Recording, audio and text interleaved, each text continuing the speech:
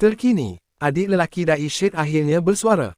Sebelum kita melangkah jauh, yang belum lagi subscriber, apa kata anda subscriber dan tekan butang loceng untuk notifikasi video selanjutnya?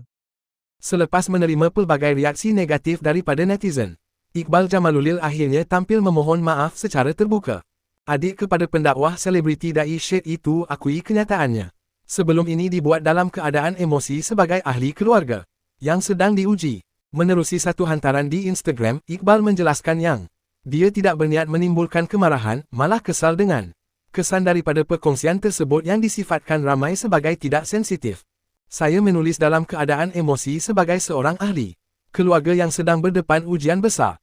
Akuinya, saya ingin jelaskan dengan tegas bahawa saya tidak menyebelahi, tidak mempertahankan dan tidak meremehkan sebarang perbuatan yang menyalahi undang-undang atau tidak bermoral, katanya.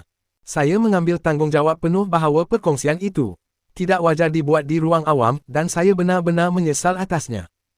Saya juga merayu agar hentikan serangan, ugutan, dan penyebaran terhadap diri saya, orang terdekat, rakan-rakan, dan keluarga kami. Ujarnya. Iqbal juga memaklumkan akan berdiam diri buat masa ini dan menyerahkan segalanya kepada pihak yang sepatutnya. Sebelum ini, Iqbal ada berkongsi mengenai perubahan positif abangnya sejak Ogos 2024, termasuk menjaga solat awal waktu dan memperbanyakkan sedekah.